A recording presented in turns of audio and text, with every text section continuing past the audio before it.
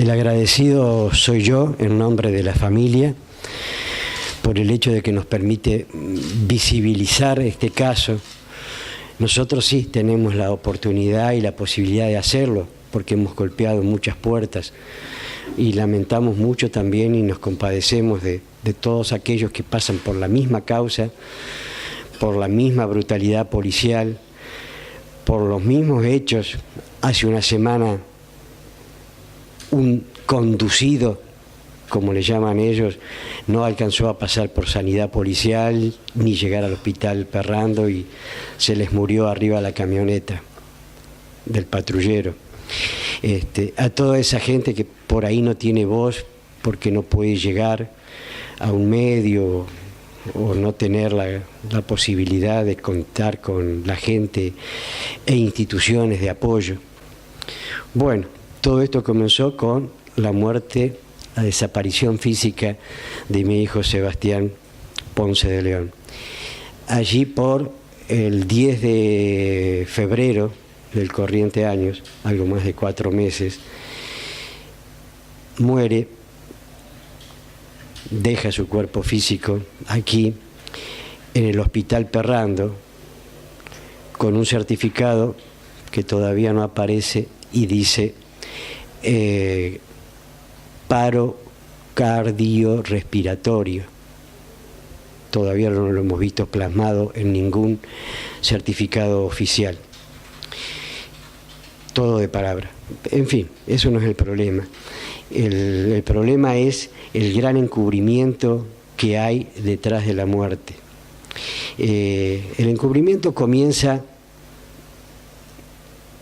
ya desde la oficina de prensa, la sala de prensa de la Jefatura de Policía del Chaco, donde a través de sus gacetillas, de sus memos, van direccionando la información para tratar de quitarle peso y volumen a la información. Entonces hablan de que el deceso se produjo por un paro cardiorrespiratorio, posiblemente por una enfermedad preexistente. Nosotros hemos arrimado a la Fiscalía certificados de salud, certificados de la empresa M, de ACA Salud, al cual estaba adherido, donde no tuvo en los últimos 18 meses, no tuvo ningún tipo de prestación. Es decir, no tuvo necesidad de usar su medicina prepaga. En otra ocasión, inclusive ustedes lo tomaron, está bien, dan una verdad, pero la dan fuera de contexto. Entonces dice la oficina de prensa, la sala de prensa, dice, murió por una infección patológica. Claro, le faltó decir que por la golpiza que recibió se le paralizaron los pulmones y la golpiza misma produjo rotura de tejidos, y esa rotura de tejidos masiva,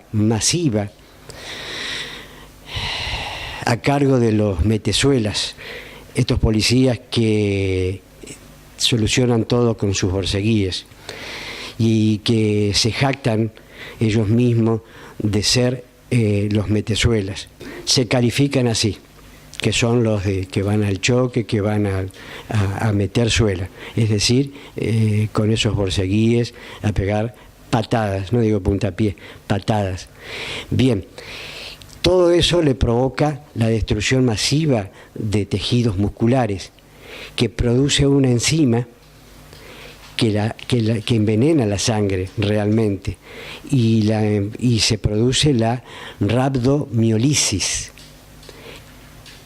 que los pobres riñones ya golpeados no lo pueden procesar, y esas enzimas producen el envenenamiento total de la sangre, falla masiva renal e inclusive golpes en los pulmones, que está también detectado en la primera autopsia, condujeron a su deceso. 31 de enero alrededor del mediodía, pasado el mediodía, aunque todo el informe policial lo ubica un poco más adelante, hay hasta 2 horas de diferencia con los libros policiales, el recorrido del GPS, como lo hemos seguido, y la hora de ingreso de Sebastián en la guardia médica del Hospital Perrando, y los libros de la guardia policial del Hospital Perrando. Hay unas casi 3 horas, 2 horas 50 minutos que quieren, la policía quiere tapar, encubrir. Y eso lo hemos detectado y ya lo tenemos todo en vía judicial. Están las pruebas aportadas. Y hay muchas otras cosas más que no han escatimado esfuerzo para poder ocultar. Y es institucional, porque también está en este ocultamiento, está medicina legal, popularmente llamada sanidad policial, que está en manos de un médico policial.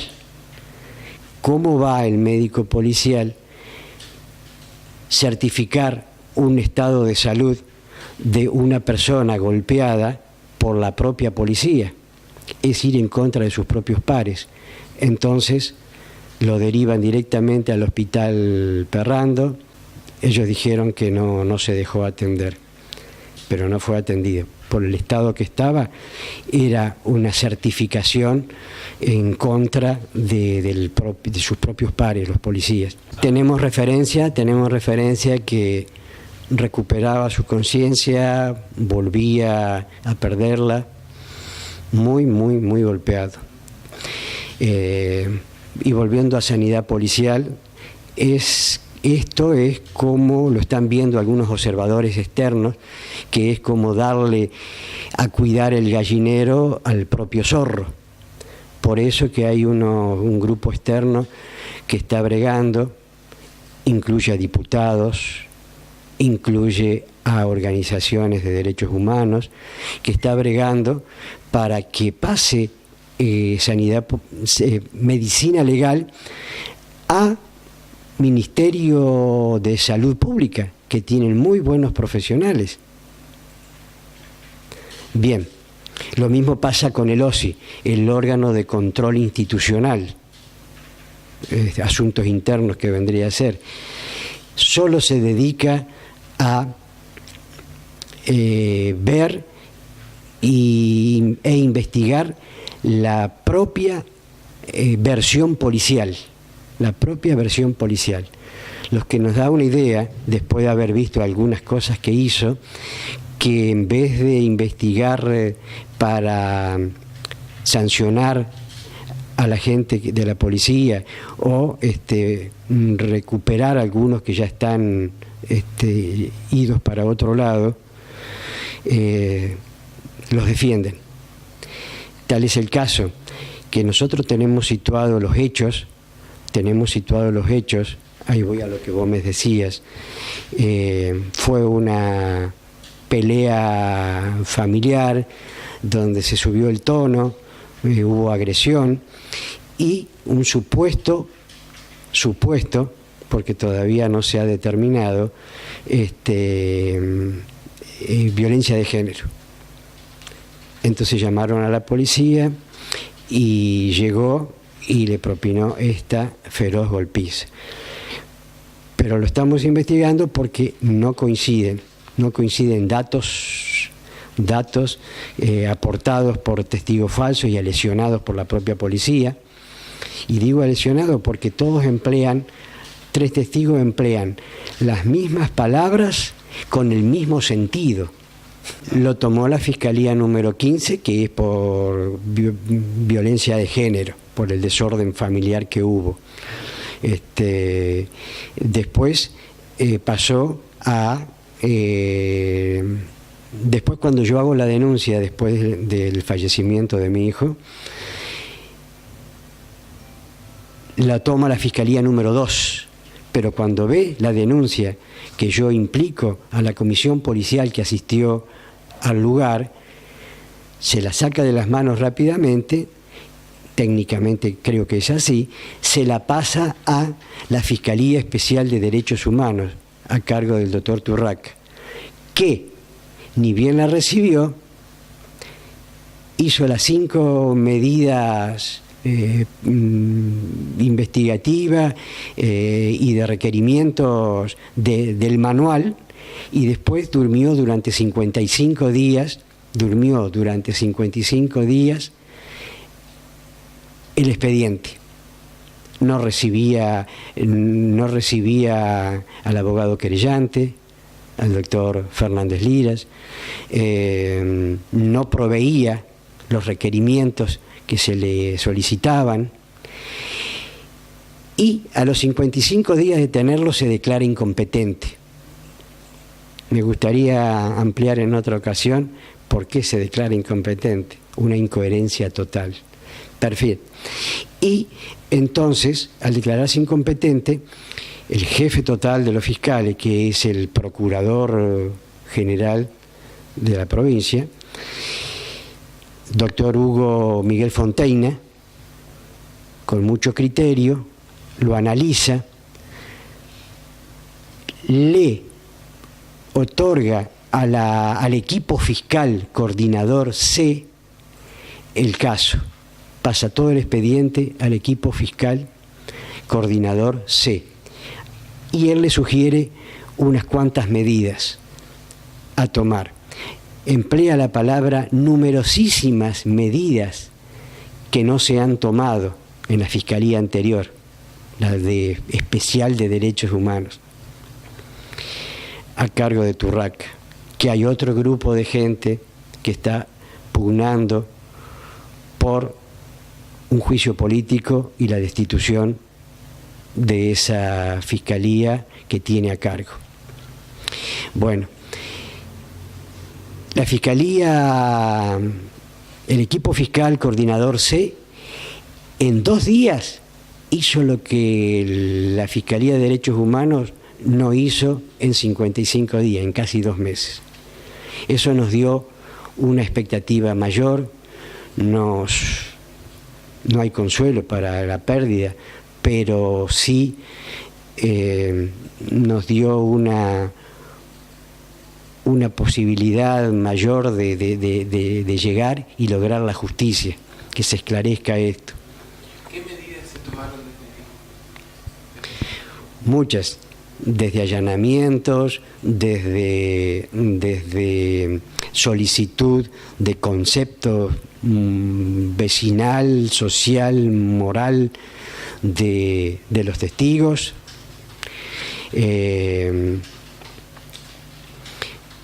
y ahí se decide la reautopsia en esta Fiscalía. Es doloroso cuando nos enteramos, pero enteramente necesario. Una medida muy interesante y de la cual nosotros estamos realmente muy agradecidos a esta Fiscalía es que en todo momento accedió a los requerimientos de los abogados querellantes, que ya te los voy a pasar a nombrar quiénes son y a qué organización pertenecen. Que una fuerza externa a la policial custodiara el nicho donde descansaban los restos de mi hijo. En este caso lo hizo Gendarmería. Después, desde el cementerio de Barranqueras, también Gendarmería acompañó el féretro hasta la morgue del Hospital Perrando, donde se le dio el acondicionamiento de temperatura que exigían los peritos. Y de allí siguió la custodia de Gendarmería,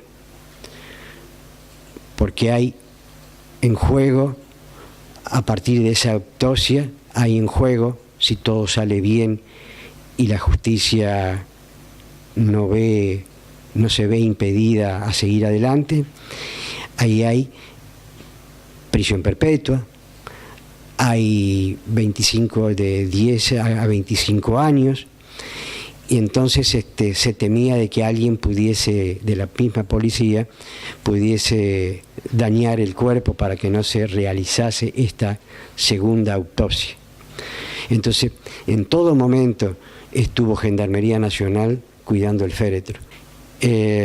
Fue titulares en todos los diarios, en el tuyo también, y en los portales. Sebastián fue torturado y asesinado con la metodología que emplean las fuerzas de seguridad. Lo dijeron los dos peritos de parte. ¿Quiénes están detrás de todo esto? Hablando de los abogados querellantes. Por la familia, el doctor Hugo Antonio Fernández Liras. Por el CPT, la Comisión Permanente de Lucha contra la Tortura, Malos Tratos y demás, el doctor Roberto Sotelo. Por la Secretaría, por el gobierno de la provincia del Chaco, por el Estado provincial, con el decreto 1263 firmado por el ingeniero Pepo y el ministro de Seguridad de la provincia, el ingeniero Chorbat, la Secretaría de Derechos Humanos de la provincia, abogado querellante, el doctor Kevin Nielsen, 3 abogados querellantes. Gente que nos apoya y que sigue de cerca el caso, e inclusive tiene el rango institucional para pedir y solicitar, como ya lo han hecho, requerimientos. Comisión de Derechos Humanos de la Cámara de Diputados de la provincia, a cargo de la diputada Gladys Cristaldo, el diputado Juan José Bergia y el diputado Daniel Trabalón y la diputada González. ¿Quién más? El Centro de Estudios Sociales Nelson Mandela y de Derechos Humanos, que en paz descanse el doctor Rolando Núñez y su equipo de investigación y difusión, reflexión y difusión. Así estamos con toda la gente que está siguiendo el caso. Estimamos que se están parando para no llamarlos a los policías en el hecho que la carátula todavía dice muerte dudosa. Creemos nosotros que con todos los aportes que tenemos, que se le ha hecho a esta nueva fiscalía, más la reautopsia efectuada con el perito del Comité de Lucha contra la Tortura, doctor Basilio Ramírez, y la perito de parte de la familia, doctora Emma Virginia Kramer. Con ese informe estimamos, creemos y anhelamos que sea así, la carátula podría llegar a cambiarse a homicidio. Y recién ahí tendría el OSI que tomar medidas contra los policías implicados en este caso. Dos abogados querellantes la solicitaron con eso implica la desafectación preventiva de la fuerza, el retiro del arma, uniforme y credencial, y la quita de los haberes percibidos. Pero todavía el OSI no se decide hacerlo. Quizás, te reitero, amparado por aquello de que la carátula todavía dice muerte dudosa, y están manejando ellos una versión implantada por la propia policía, que ya se les vino abajo, que decía que ingresó una persona al solar donde estaba desarrollándose estos hechos de reyerta familiar, y los golpeó, y lo pateó, y lo torturó, y después volvió a saltar la verja que había de 2 metros y algo, que había ingresado saltando, y se fue. Y cuando se le pregunta a los testigos, ¿y lo conocen? No, ninguno de los 4 testigos lo conocen, ninguno, y los testigos no conocen a ninguna de la gente que estaban en la vereda observando desde afuera el procedimiento. Entonces, como Lossi se agarra de eso, que hay un NN que lo castigó, y cuando llegó la policía ya lo encontró así, cosa que la policía no lo dejó asentado en ningún lado, como tampoco dejó asentado, según el testigo declarado ante Fiscalía, que había mucho dinero desparramado en el piso, y nunca en el informe que hace el oficial principal, fiscalizador y a cargo de la instrucción, junto con un agente de policía que es el secretario, en ningún momento que le hacen al jefe de la unidad comisaría primera de Barranqueras, en ningún momento aparece ese dinero que vio el testigo. Entonces, eso están manejando, por eso no lo citaron, porque hay un NN, un Superman que entró, menos mal que dijeron que entró en OJ, y la OJ no puede producir esos golpes que tenía y que lo condujeron a la muerte. Esperar que el equipo especial de la Fiscalía Coordinadora C vaya viendo todas las pruebas que se le van aportando, más en las cuales estamos trabajando todos los querellantes, y hay algunas pruebas más que pueden determinar en pocos días un vuelco real de la causa. Los que participaron, estimamos que son 3 móviles. Los conocemos, tenemos los números. Hay uno que, fuera de protocolo del régimen policial, anda sin GPS. Hay policías que andan sin su identificación pectoral. Estimamos que hay aproximadamente unos 8 policías, que entre ellos, una vez que se lo van llamando, se dirimirá quiénes son los de mayor